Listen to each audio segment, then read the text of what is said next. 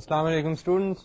Welcome to International Relations Theory in Practice. This is lecture number 18. Now you will recall we had begun talking about this idea of NAM and the NAM conferences and activities. Now I'm going to take you forward on this idea of NAM and describe some of the events that occurred under NAM. تو basically ہم نے اب کوئی بھی اگر بین الاقوامی سطح پر کوئی سیاست کوئی موومنٹ کو اسٹڈی کرنا ہو تو ہمیں اس کے آئیڈیاز کو دیکھ کر اس کی ہسٹری کو دیکھ کر پھر ہمیں دیکھنا پڑتا ہے کہ جی اس موومنٹ کے لیے کیا دفتر سیٹ اپ ہوا, کیا انسٹیٹیوشنل میکینزم بنا, اور پھر ہی ہمیں پتہ چلے گا اسکالرز آف آئی آر کہ یہ موومنٹ جو تھی اس نے کیا کیا. سو ہمارے لیے یہ بہت ضروری ہے. ہم انسٹیٹیوشنل میکینزم کو تھوڑا سا ڈسکس کر چکے ہیں کہ کس قسم کے دفاتر تھے نیم کے اندر, نیم کے لیے کون کون سے لوگ جو تھے وہ آپس میں ملتے تھے. ہمیں آبجیکٹیوز کا تو پتہ ہے, سو ہم نے آبجیکٹیوز کو حاصل کرنے کے لیے کیا انسٹیٹیوشنل میکینزم تھا اس کو دیکھنا تھا.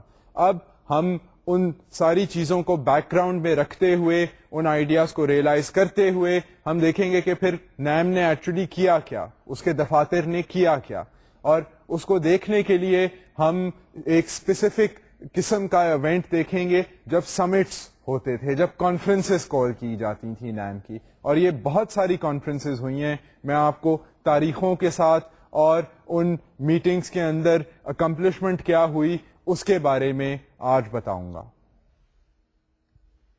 سو اب ہم چلتے ہیں towards this idea of the name conferences. The Belgrade Summit in Yugoslavia in 1961. 26 member nations attended the summit and supported the freedom struggles in Algeria, in Tunisia, in Angola and the Congo. اب یہ جو 61 میں سمٹ ہوا Belgrade کے اندر, جو کہ Yugoslavia کے ملک میں ہے. آپ کو یاد ہوگا جنرل ٹیٹو ہم نے کہا تھا جو یوگوسلاویا کو اس وقت چلا رہے تھے, وہ ایک ون آف دا لیڈرز تھے بیہائنڈ دا نیم موومنٹ. تو یہ پہلا سمٹ انہوں نے 61 میں 61 میں وہاں پہ سمٹ ہولڈ کیا, اور اس سمٹ میں جو ممالک شامل تھے, اب 26 ممالک آئے تھے یہاں پر, اور وہ 26 ممالک جو تھے انہوں نے بیسکلی ان کا جو فوکس تھا وہ کئی ایسے ممالک تھے جہاں پر فریڈم سٹرگل چل رہی تھی, جہاں پر ابھی تک کلونیلزم کی گرفت سے یہ ممالک نہیں نکلے تھے. تو زیادہ تر اٹینشن جو تھی وہ ان ممالک کے اوپر فوکس تھی, جن میں سے کانگو شامل تھا, جس میں انگولا شامل تھا. یہ افریقن ممالک ہیں. سو ان ممالک کی فریڈم سٹرگلز کے اوپر, الجیریا میں جو فریڈم سٹرگل چل رہی تھی, which were amongst the last countries to have gained independence from colonial rule, ان کے مسئلے مسائل, ان کی سٹرگلز کی سپورٹ کے اوپر غور و فکر کیا گیا ان 26 ممالک کا نیم کی پلیٹ فارم کے ذریعے. The Cairo Summit in Egypt in 1964. 47 member nations attended the summit and stressed the need for disarmament and non-interference. اب 64 کے جو حالات تھے ان کے مطابق جو میجر ایشوز تھے وہ ڈسارممنٹ اینڈ نان انٹرفیئرنس کے ایشوز تھے جو ڈسکس کیے گئے. نان انٹرفیئرنس کے جو پاورفل پاور بلاکس بن گئے تھے دنیا میں, وہ ان کی interference into weaker states, into newly independent states, interference جو تھی اس کو کیسے کاؤنٹر کرنا چاہیے. اس انٹرفیئرنس کے خلاف احتجاج جو تھا وہ ان پلیٹ فارم پر اس پلیٹ فارم پر ڈسکس کیا گیا. تو یہ کائرو کا جو سمٹ تھا یہاں پر 47 کنٹریز آ گئی تھیں, اور یہ 1964 کا وقت ہے. So basically it is when you are studying international relations, it is vital for you to also be able to understand. ہم جیسے جیسے آگے جا رہے ہیں, it is also vital for us to take various disciplines and be able to draw on various disciplines. ہم نے اب پچھلے جب ہم نے لیکچرز میں بات کی ہے نیو انٹرنیشنل اکنامک آرڈر کی, تو ہم اکنامکس کا ہمیں تھوڑا سا پتا چلا ہے کہ جی اکنامکس میں کیا کنسیڈریشنز ہوتی ہیں. اب ہم بات کر رہے ہیں ہسٹری کی. ہسٹری میں جب آپ بات کریں تو آپ کو dates, places, names of events, names of people جو ہیں وہ آنے چاہیے, because that broadens your understanding regarding حالات. سو دنیا جو ہے وہ اتنی کمپلیکیٹڈ اور اتنی کمپلیکس اور اتنی انٹرسٹنگ ہے کہ آپ بور نہیں ہو سکتے اگر آپ اس طرح کی چیزوں کے بارے میں سوچیں اور شوق پیدا کریں اپنے اندر. آپ کا ذہن کھلے گا ان چیزوں سے. So that is why I am not trying to give you unnecessary facts, but یہ اگر باتیں آپ کو پتا ہوں تو you will have an informed opinion regarding a very important movement for the developing world which was NAM, the non alignment movement. So اب اس کے بعد ایک اور سمٹ ہوا.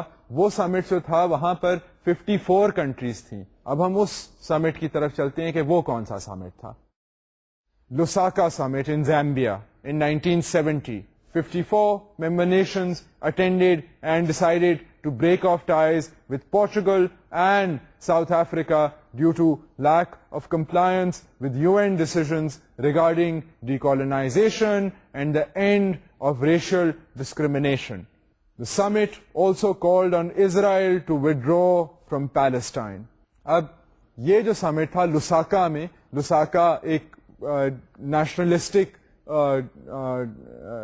جذبہ رکھتا تھا. لوساکا زامبیا میں ایک شہر ہے, یہاں پر بھی کلونیل ایکسپیرئنس ہو چکا تھا, اور 1970 میں جب یہاں پر NAM کا سمٹ ہوا جو کہ ایک resistance to the idea of colonial domination تھا, تو ہم نے دیکھا کہ اب NAM کی موومنٹ جو تھی وہ مزید سوفسٹیکیٹڈ ہو گئی تھی.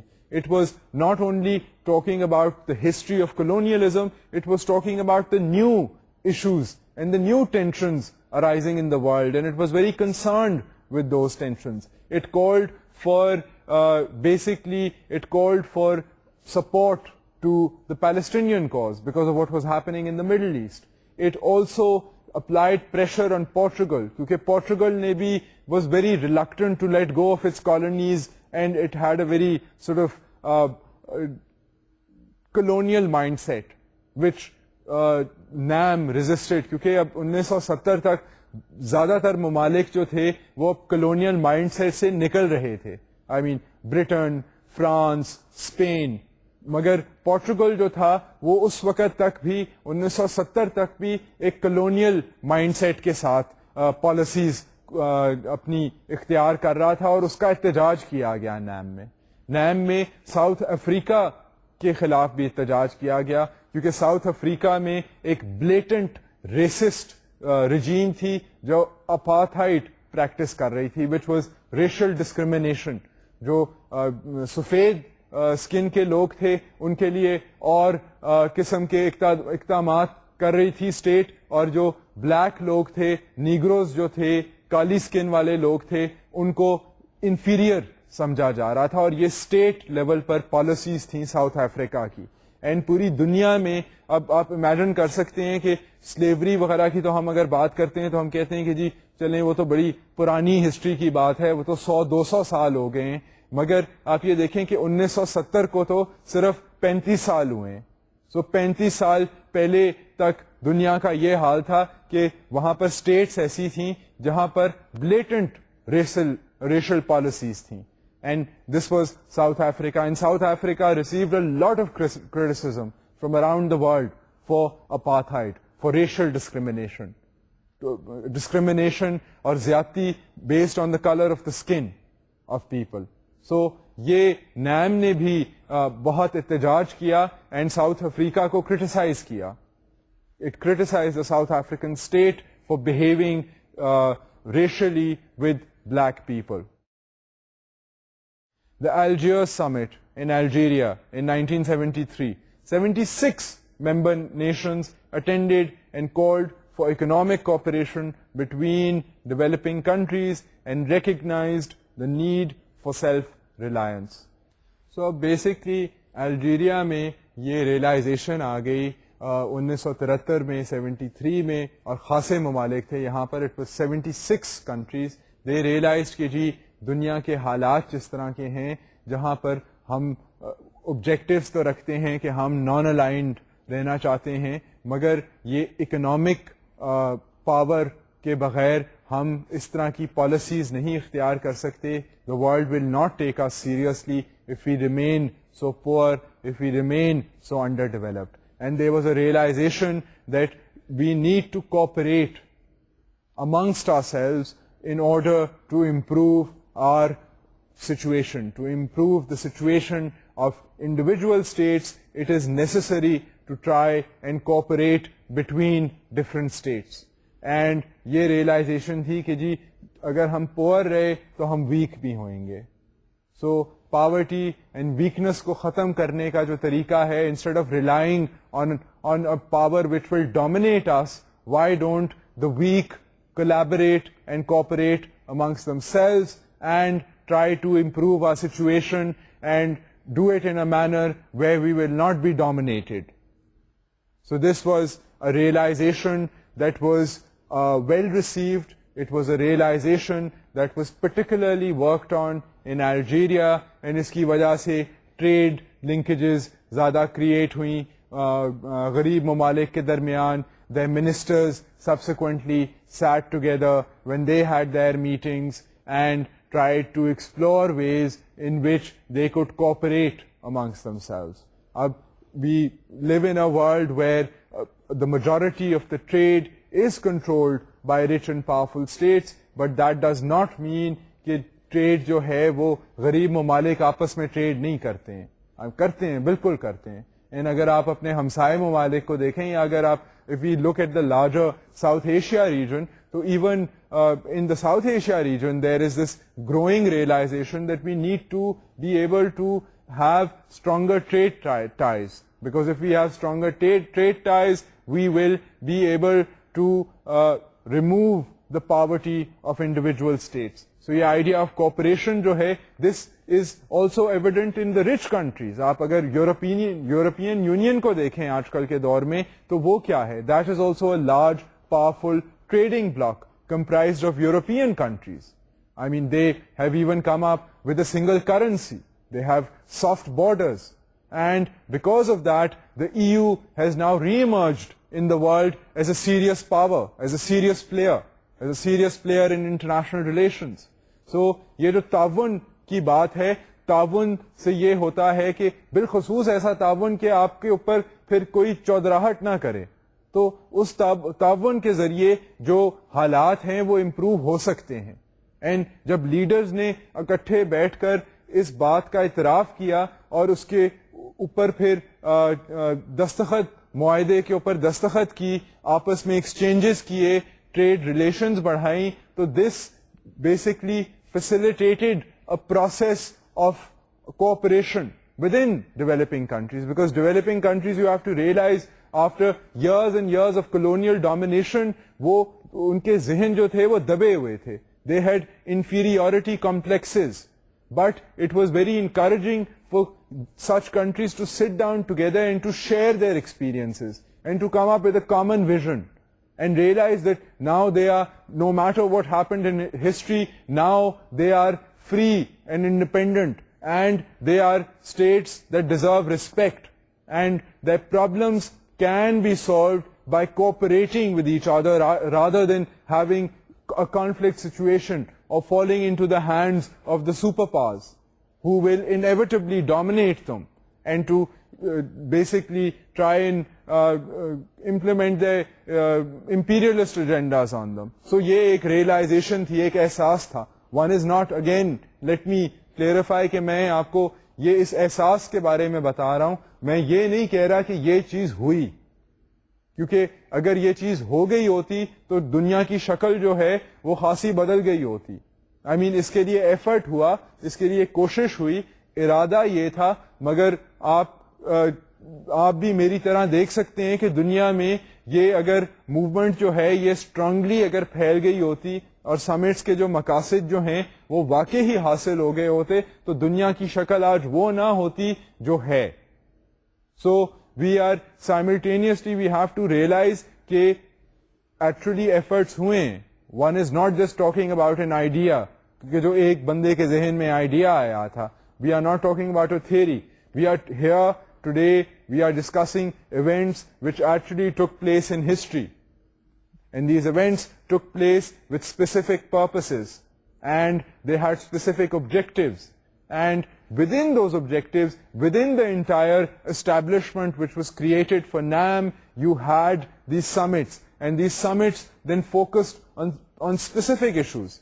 اور آپ یہ بھی نوٹس کر رہے ہوں گے کہ آہستہ آہستہ جو ممبر اسٹیٹس ہیں وہ انکریز کرتی جا رہی ہیں. اب ہم الجیریا کے سمٹ کی بات کر رہے ہیں تو وہاں پر 75 سے زیادہ ملک ہیں. I mean, it started off with 24 countries. I mean, now it's nearing, almost 100 countries. We will see summits where even a greater number of participants were there from different countries. So آپ یہ دیکھ رہے ہیں کہ یہ اس movement کے اندر کتنے ملک تھے, کتنے ہیڈز آف اسٹیٹ تھے, کتنے فارن منسٹرز تھے. So this is a serious and significant event in terms of international relations. The Colombo Summit in Sri Lanka in 1976, 86 member nations recognized the need to create new trade flows to make prosperity more widespread and equitable. اب یہ realization جو تھی 1976 میں یہ ممالک میں آ گئی تھی, غریب ممالک میں, کہ جی جو ٹریڈنگ پیٹرنز ہیں دنیا کے وہ کچھ ایسے اسٹرکچرڈ ہیں کہ ہم ملک جو ہیں وہ غریب ہی رہ رہے ہیں. سو دے تھاٹ کہ اٹ از نیسسری کہ ٹریڈ فلوز جو ہیں, ٹریڈ کے جو میکنزمز ہیں, جو کموڈٹی پرائسز ہیں, اس میں تبادلہ ہونا چاہیے, اس میں کچھ چینجز آنے چاہیے, اور ہمارا آپس میں انٹریکشن جب ہوئے گا ٹریڈ کا تو we will be able to have more positive terms of trade. And جب تک more positive terms of trade نہیں ہوئیں گی تو ہمارے ملک غریب ہی رہیں گے, کیونکہ ہم جو چیز ایکسپورٹ کرتے ہیں اس کی ویلیو نہیں ہے کچھ, اور جو ہم نے امپورٹ کرنا ہوتا ہے وہ چیزیں مہنگی بہت ہیں. تو اس طرح تو ہمارا ملک جو ہے اس کے پاس پیسے ہی نہیں ہوئیں گے. اینڈ یہ صرف ایک ملک کا مسئلہ نہیں تھا, یہ یہاں پر جتنے 80 سے زیادہ ممالک تھے ان سارے ملکوں نے اس بات کا اعتراف کیا کہ ہاں جی واقعی there is something wrong with the trading patterns of the world. And یہ بحث جو ہے یہ پھر اگر ہم کرنٹ حالات میں دیکھیں تو WTO جو ہے ورلڈ ٹریڈ آرگنائزیشن, وہاں پر بھی یہ کنسرنز جو ہیں وہ نمایاں ہیں کہ بیسکلی ٹریڈ کا جو انٹائر انٹرنیشنل ٹریڈ ہے اس کا جو اسٹرکچر ہے اس میں کچھ خامیاں ہیں جس کی وجہ سے غربت جو ہے وہ ختم نہیں ہوتی. سو بیسکلی یہ ریئلائزیشن اب WTO میں تو پاورفل ممالک بھی ہیں, ان کے ساتھ بھی انٹریکشن لازمی ہے, اور نیم نے بھی یہ ریئلائز کیا کہ ٹریڈنگ فلوز جو ہیں ان کو اگر ہم نے کریکٹ کرنا ہے تو اگر ہم آپس میں ٹریڈ بڑھائیں گے تو we will be able to influence the trading pattern with powerful nations as well. So this was an important realization, and this realization built upon the earlier realization. آپ کو یاد ہوگا پچھلا جو سمٹ تھا وہاں پر بات ہوئی تھی, زیادہ تر فوکس تھا اکنامکس پر اینڈ اکنامک پراسپیرٹی پر. پھر دیکھا گیا کہ بین الاقوامی اکنامک ایشوز کیا ہیں, اور اس کے اندر ٹریڈ کی بات ہوئی, اور یہ بات جو تھی یہ سری لنکا میں اس بات کے اوپر بحث ہوا, and further mechanisms were explored where poor countries could trade amongst themselves. The Havana Summit in Cuba in 1979. Now 94 states participated. Radicalized Cuba and Vietnam urged NAM towards communism to fight anti-colonialism. Westernized Singapore and Zaire favored alliance with the West to avail access to financial and technological resources. The Arab bloc pressurized NAM to expel Egypt for its unilateral agreement with Israel at Camp David. NAM resisted all these pressures by condemning Egypt and Israel without expelling them and denouncing hegemony of the superpowers. اب یہ 79 کا جو سمٹ تھا یہ بہت ایک crucial سمٹ تھا, ایک بہت امپورٹنٹ سمٹ تھا. یہاں پر نیم کے اب ہم دیکھ رہے ہیں کہ 94 ممالک جو ہیں وہ ممبرز بن گئے ہیں. Now 94 countries, you can imagine کہ جب 94 ممبرز ہوں, اگر انڈیویجول ممبرز ہی ہوں تو ان کے اپنے مقاصد اینڈ اپنے انٹرسٹ گروپس بن جائیں گے. And here we are talking about states, اور اسٹیٹس کی اپنی ہی کمپلشنز ہوتی ہیں, اپنی ہی انٹرسٹ ہوتی ہیں, اپنا ہی بہیویئر ہوتا ہے. States are comprised of millions and millions of people. So obviously when 94 countries get together and meet, there are going to be differences. There are going to be, various groups wanting various things. And that is what happened vis-a-vis NAM. I mean, that is perhaps one of the reasons for the ineffectiveness of NAM, you can say. But it is important to see کہ یہ differences actually history میں کیسے play out ہوئیں. اور ہمیں یہ جو Cuba میں سمٹ ہے, یہاں پر ہمیں 3 میجر جو ہیں وہ ہمیں فریگمنٹس نظر آتی ہیں نیم کے اندر. ایک جو گروپ تھا جو ایک قسم کا رویہ چاہتا تھا فرام نیم, ایکسپیکٹ کرتا تھا اینڈ ہوپ کرتا تھا کہ نیم ایسے بن جائے, وہ رویہ تھا from the radical element. Radical element تھی کہ کیوبا کا ملک جو لوکیٹڈ ہے ساؤتھ امریکہ, لیٹن امریکہ کے ریجن میں, اب یو ریئلائز کہ نارتھ امریکہ ہے, کریبین کے آئیلینڈز وغیرہ ہیں, اور پھر ساؤتھ امریکہ میں پرو, کولمبیا, کیوبا, برازیل, یہ سارے چلی, یہ سارے ممالک ہیں. سو یہ ساؤتھ امریکہ کا جو کانٹیننٹ ہے وہاں کا جو ملک ہے کیوبا, اینڈ ویتنام جو ساؤتھ ایسٹ ایشیا کے ملکوں میں شامل ہے. کمبوڈیا, لاؤس, ویتنام یہ ایک علاقے میں ہیں, اور ساؤتھ ایشیا سے تھوڑا سا آگے جا کر ہیں, ساؤتھ ایسٹ ایشیا میں ہیں. سو ویتنام کا ملک اور کیوبا کا ملک 79 کا وقت تھا یہ, تو 79 میں یہ بہت ریڈیکل ملک تھے. Vietnam is probably the only country in modern history to have defeated the US.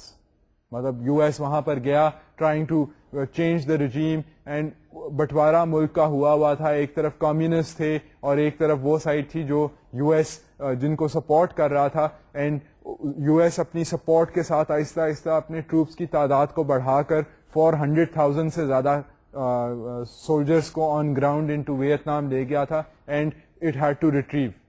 اب ریٹریول کی 2 وجہیں تھیں. ایک تو یو ایس کے اندر اتنا پریشر بلڈ ہو گیا تھا that the government was facing so much opposition and criticism that it had to pull out of Vietnam. And secondly, the Vietnamese were so motivated that they basically drove the US out after suffering many casualties themselves and making the US soldiers suffer many casualties. Then the communists who were based in Hanoi in the southern part of Vietnam, they basically took over the entire country. So essentially the point of telling you this bit of history is to show to you that Vietnam جو تھا وہ ایک بہت radical ملک تھا. وہ وہاں کے غریب جو لوگ تھے وہ انہوں نے سالوں کا ظلم, ٹینشن, بربادی برداشت کی تھی, and they were very committed and ideological. And Cuba بھی ایسا ملک ہے جو موجودہ حالات میں it is one of the very few communist regimes left in the world today after the dismantlement of the USSR.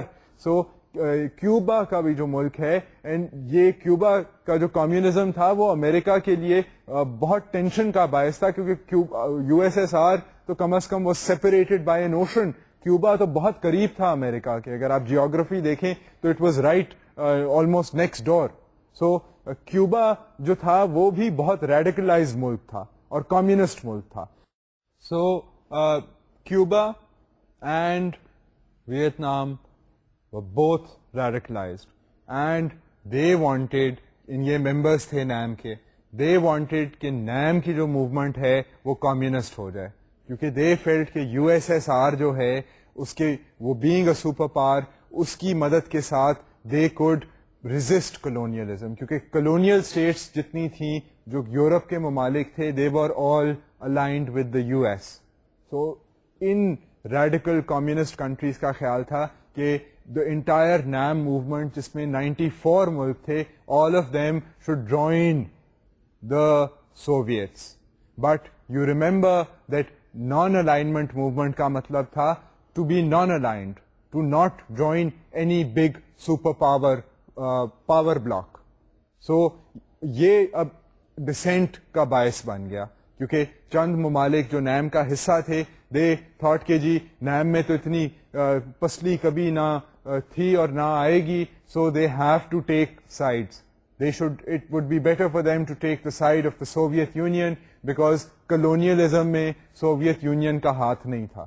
اب Soviet Union was imperialistic and نیم کے لیے یہ ایک پرابلم بن گیا. سو ایک ٹینشن جو تھی جو بظاہر نظر آ گئی جب کیوبا میں سمٹ ہوا تو وہ یہ تھا کہ some of the states wanted NAM not to remain non-aligned. So this was one major tension.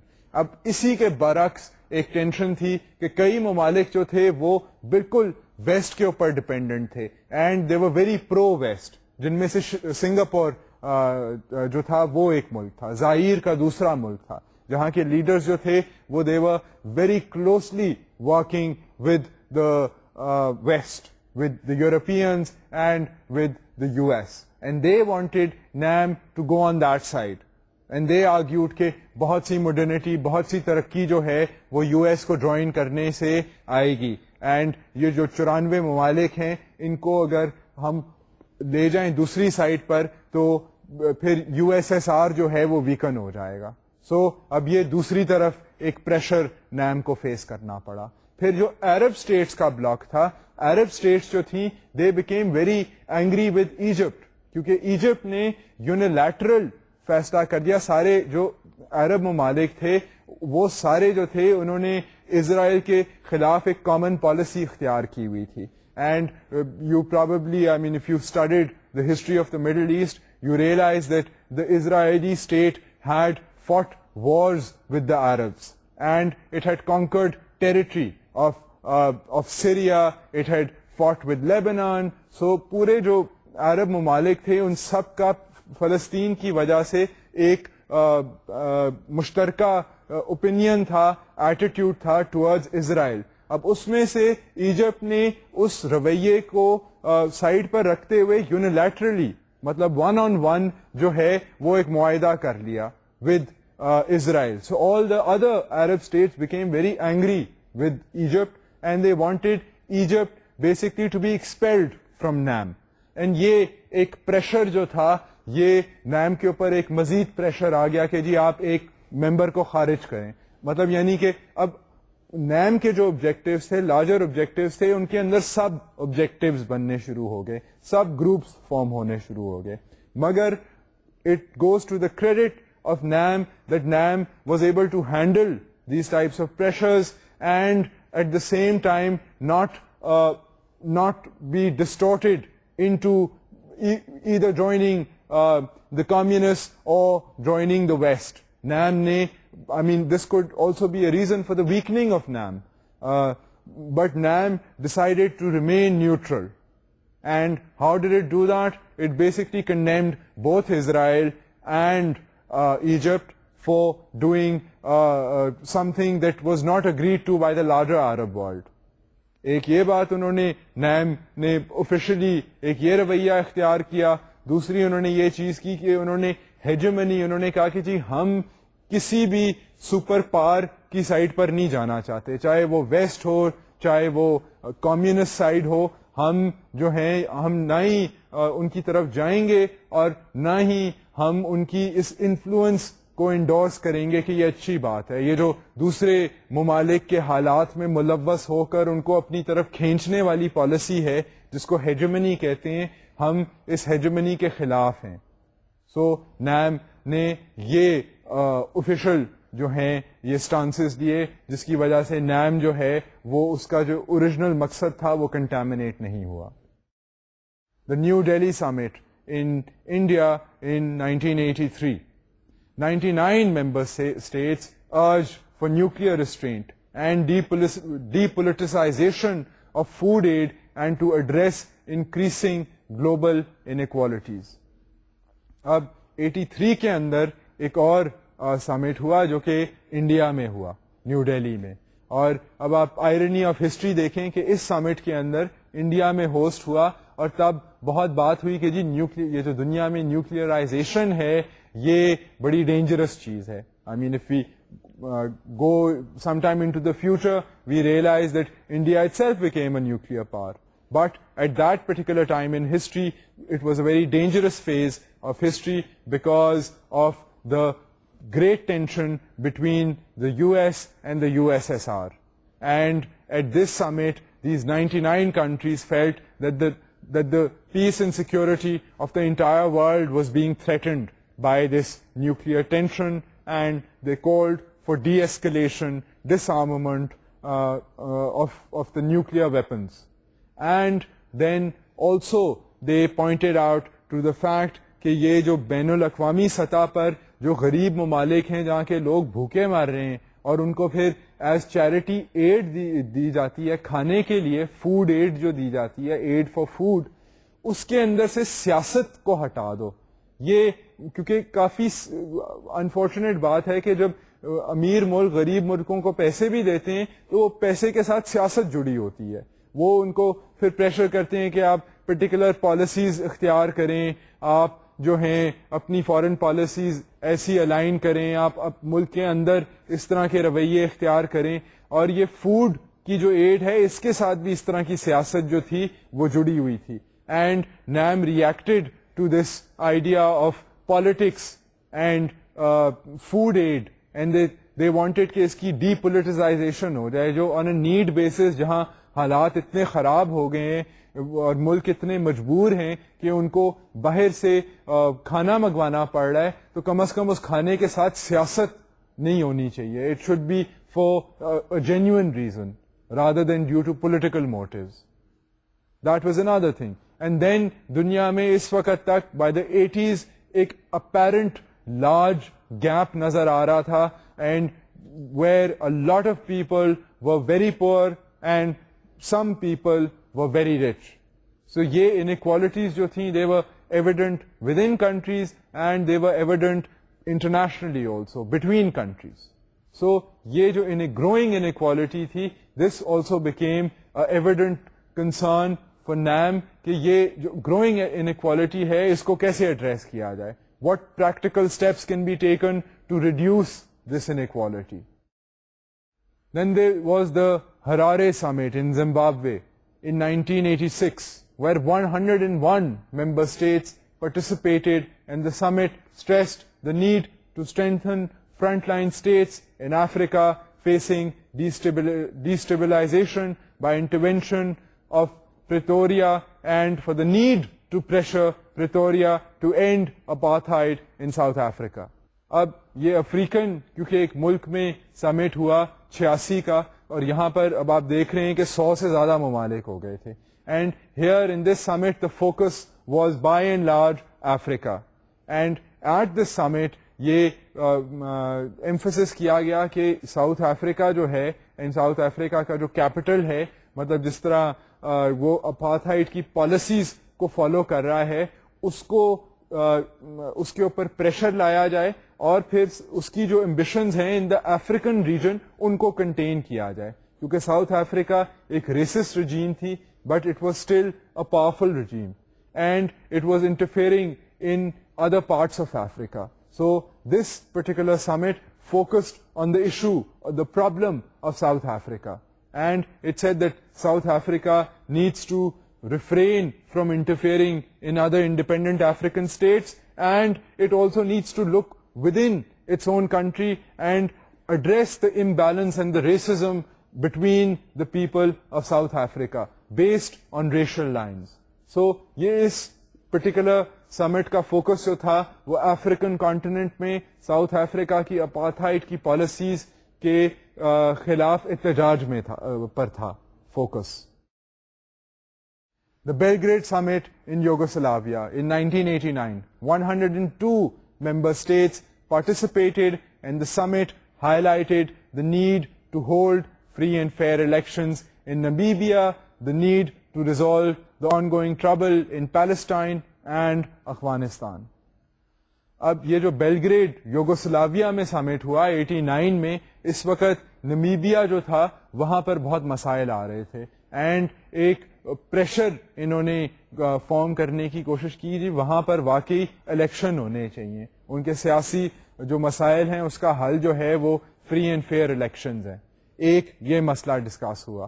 دوسرا مسئلہ جو ڈسکس ہوا وہ on going problem of Palestine تھا, جو پیلسٹائن میں the issue of the resettlement of the Palestinian refugees, the issue of the future status of the Palestinian state, these were issues of concern. Then also was the issue of Afghanistan. At this time period in Afghanistan, basically what was happening was the USSR and the US had engaged in a proxy war. Proxy war, ابھی ہم cold war کی جب بات کریں گے تو میں proxy war کا پھر ذکر کروں گا. پراکسی وار میں بیسکلی یہ ہوتا تھا کہ سپر پاورز کیونکہ کولڈ وار میں تھیں, ان کی ایکچوئل خود جنگ نہیں ہوتی تھی, مگر جو ان کے کیمپ میں مختلف ممالک تھے وہاں پر جنگیں ہوتی تھیں, کیونکہ آپس میں اگر ان کی جنگ ہو جاتی سپر پاورز کی تو شاید آج دنیا ہی نہ ہوتی, یا زیادہ تر دنیا جو ہے that would have been destroyed. So what they realizing this, what they did was اب ان کی ٹینشن تو تھی, پاور اسٹرگل تو چل رہی تھی, تو یہ پھر پراکسی وارز کرتے تھے مختلف ممالک کے اندر جہاں پر یو ایس کی بیکنگ ہوتی تھی اور یو ایس ایس آر کا ایشو ہوتا تھا وہاں پر جنگیں ہوتی تھیں, اس کو کہتے ہیں پراکسی وار.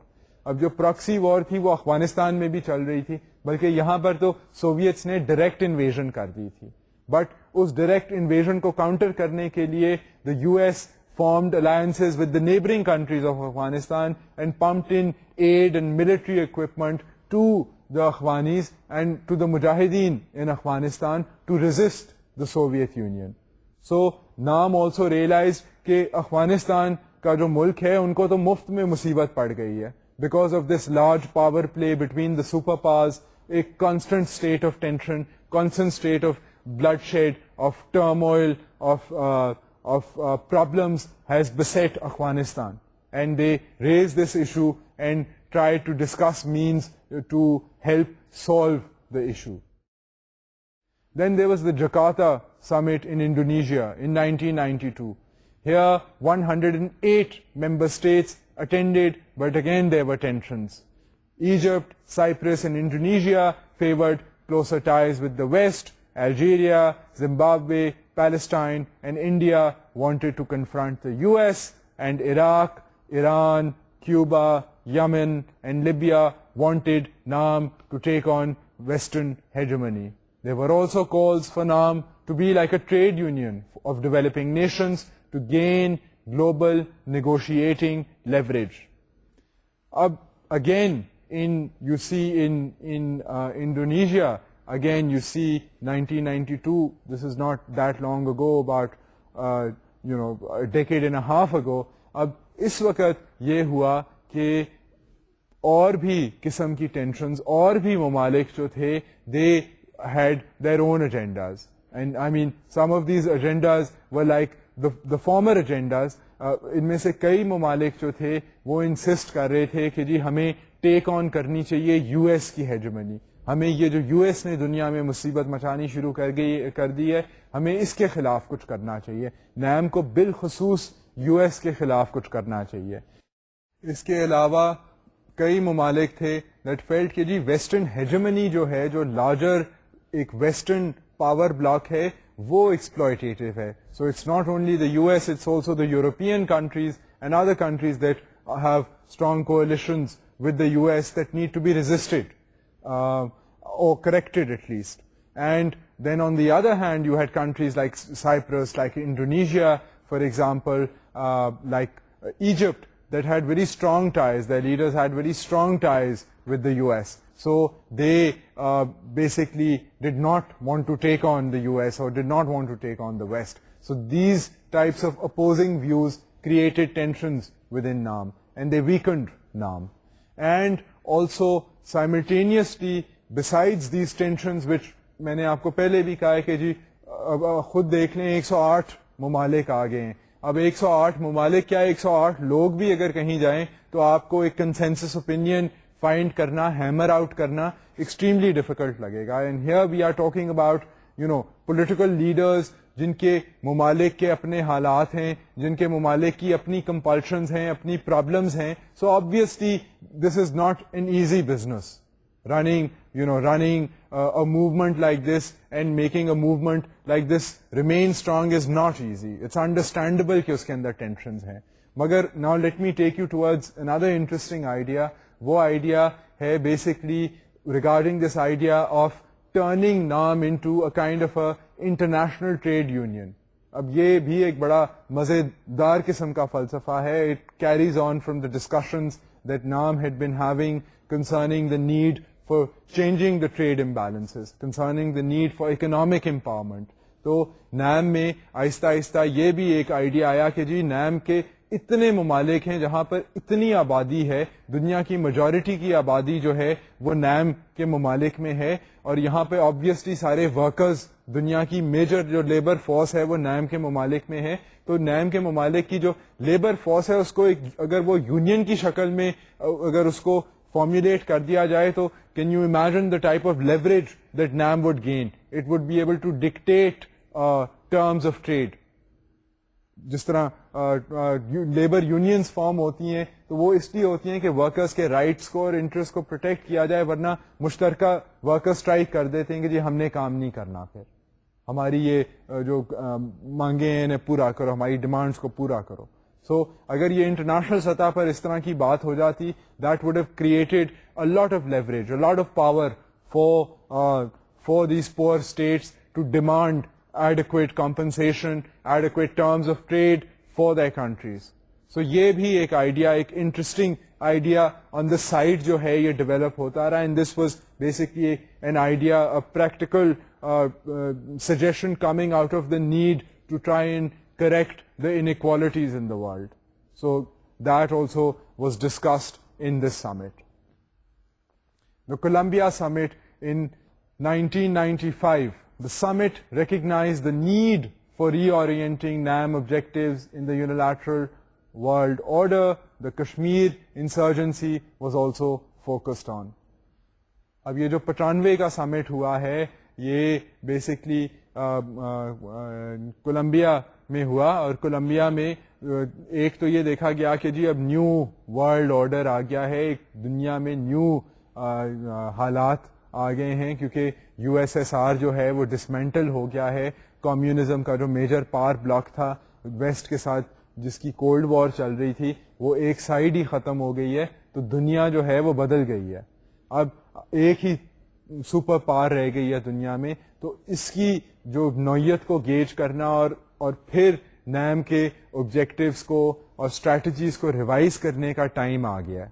اور اسی پلیٹ فارم کے ذریعے جو کشمیر میں جو مسئلہ لنگرنگ مسئلہ چلنا شروع ہو گیا تھا, وہ اس مسئلے کو بھی تھوڑا سا ڈسکس کیا گیا کہ یہ بھی ایک دنیا کا پرابلم ہے which is causing a major tension between two big countries of the world, big in terms of population and the number of lives then affected by the tension being caused because of Kashmir.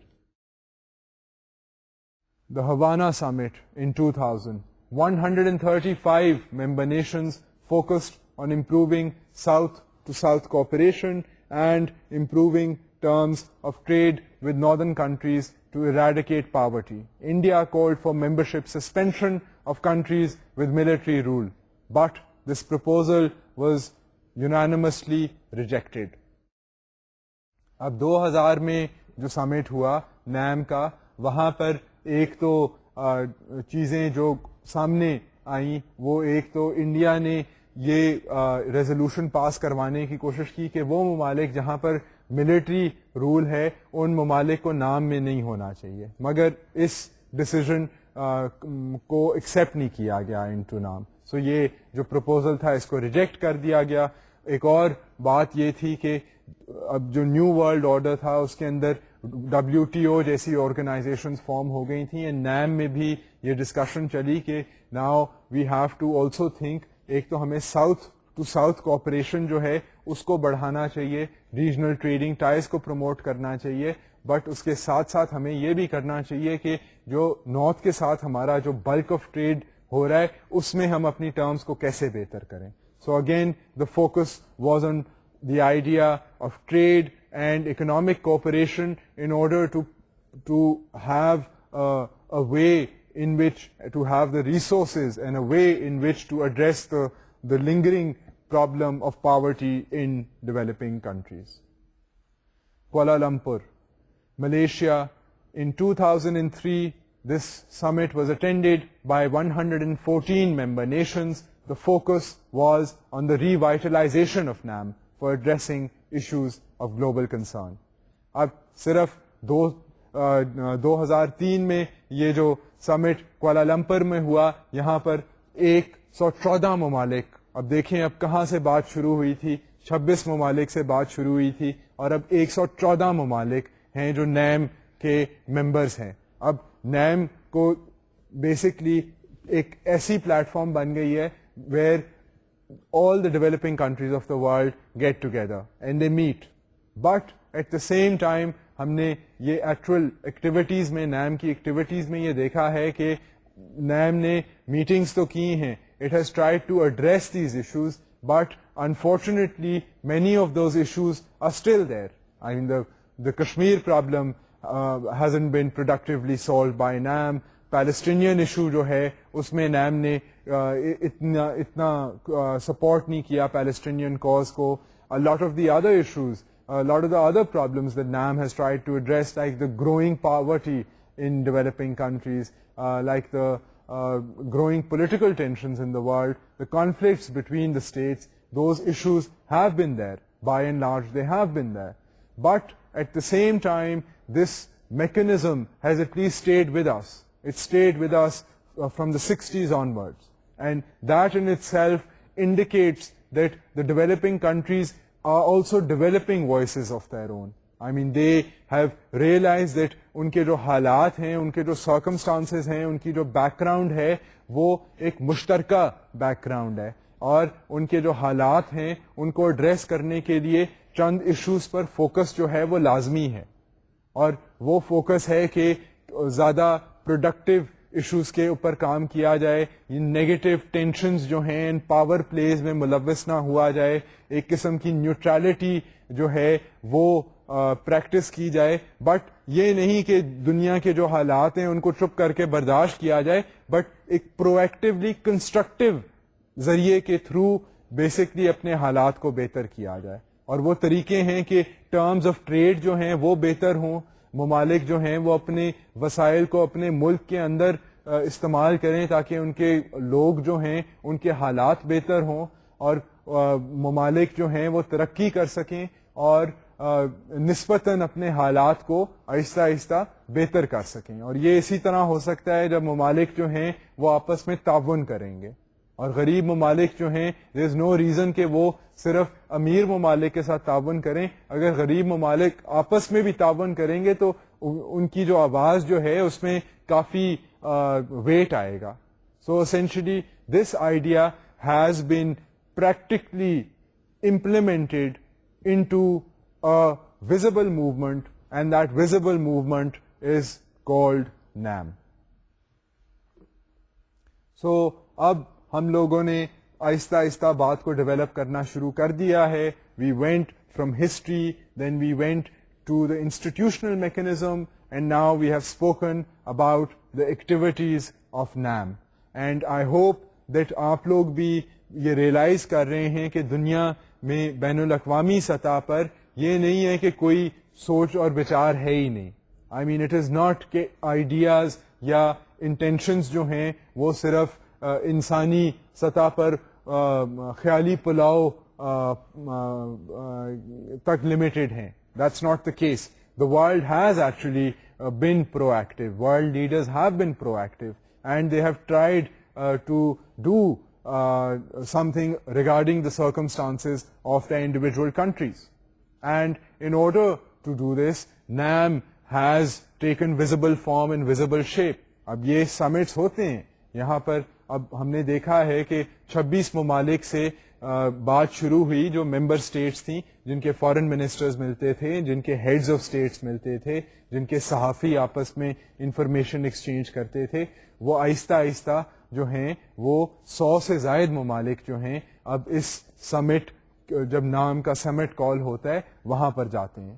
سو اب developing countries جو ہیں انہوں نے since the 1960s جتنے دنیا کے major ان کے مسائل آئے ہیں ان کے اوپر فوکس کیا ہے, ان کا اعتراف کیا ہے, ان کے لیے تجاویز پیش کرنے کی کوشش کی ہیں. مگر سائملٹینیسلی جب اتنے ممالک ہیں اپنی انٹرسٹ کے ساتھ وہ یہاں پر آتے ہیں, ان کے وسائل بھی محدود ہیں, تو تڑیڑیں بھی آئی ہیں نیم کے اندر.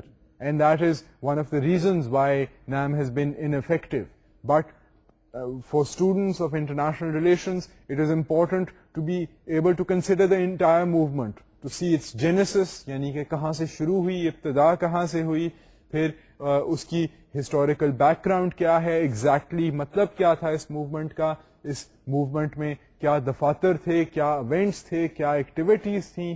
اینڈ اس طرح ہم ایک کوہیرنٹ آئیڈیا جو ہے اور ایک کوہیرنٹ انڈرسٹینڈنگ جو ہے وہ حاصل کر سکتے ہیں regarding these large big events that have importance for every individual living in the developing world including us. Also you have to realize that دنیا میں صرف یہ جو تڑیڑیں ہیں یہ نیم کے اندر نہیں آئیں, مگر جو لارجر حالات تھے وہ بھی بدلتے گئے ہیں. I mean when you look at the super powers, تو یو ایس ایس آر جو ہے وہ ڈسمینٹل ہو گیا. سو اب دنیا جو ہے وہ یونیلیٹرل دنیا ہو گئی ہے. پہلے کہا جاتا تھا after the post cold war 2 period کہ the world is bipolar, دو پولز آف پاور ہیں, ایک یو ایس ایس آر, ایک U S. But with the dismantling of the U S S R they meaning scholars of international relations call the world a unipolar world, کہ ایک ہی uni singular pole of power ہے which is the United States of America. So obviously there are other power blocks. I mean there are also arguments in international relations کہ جی uni power جو ہے وہ دنیا میں نہیں ہے, بلکہ اب کیونکہ ریجنل گروپس بن گئے ہیں, جس طرح EU ہے تو EU بھی ایک اور پار ہے. پھر آپ اگر اور قسم کے اکنامک گروپنگس کو دیکھیں تو Japan is a very powerful country. So there is a debate going on کہ جی کیا دنیا میں ایک ہی سپر پاور رہ گئی ہے after the destruction of the U S S are, کہ کیا دنیا جو ہے وہ ملٹی پولر بن گئی ہے. مگر as far as NAM is concerned, NAM کو یہ سارے حالات کو بھی دیکھنا ہے اور اپنے ممبران کے جو مختلف مقاصد ہیں اور مختلف ٹینڈنسیز ہیں to take NAM along a certain direction, ان کو بھی بیلنس کرنا ہے. And at the end of the day ہم آبجیکٹیوز نیم کے جانتے ہیں کہ نیم خود کیا چاہتا ہے, یہ تنظیم جب بنی تھی تو اس کے مقاصد کیا تھے, اینڈ وہ مقاصد جو ہیں وہ ایزی ٹو obtain نہیں ہے. when we are talking about world peace, this is not an easy thing that can be accomplished in a second. So we have to be a little kind when we are trying to assess the accomplishments of NAM, because we realize that living in the world and making efforts in the world is not easy. I mean, the world is a problematic place, and we have to have this kind of a realization when we try to assess movements. And otherwise what we will do is just brush aside efforts by saying that everything's ineffective. ہوتا تو کچھ بھی نہیں ہے, دراصل ہوتا ہے. اگر آپ اس کو غور سے دیکھیں تو آپ کے سامنے نیم جیسی چیز ہے جو بظاہراً اس نے دنیا میں ولولے تو نہیں مچائے, بٹ اس کے باوجود نیم کا ایک موومنٹ ہی ہونا ایک میجر اکمپلشمنٹ تھا. سو I mean this is the kind of realization جب ہم انٹرنیشنل ریلیشنز پڑھتے ہیں یا کوئی اور سیاسی لائے عمل کو دیکھتے ہیں تو ہمیں یہ اس قسم کی ریئلائزیشن ہونی چاہیے.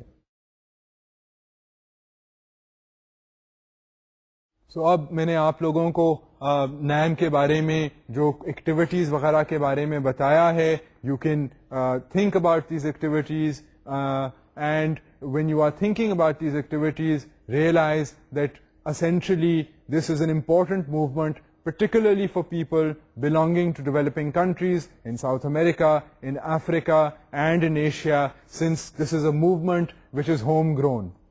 And in order for us to try and think of better movements or of revitalization of these movements, we have to know what these movements are. So on this note, I'll end today's lecture and hope to see you next time. Khuda Hafiz.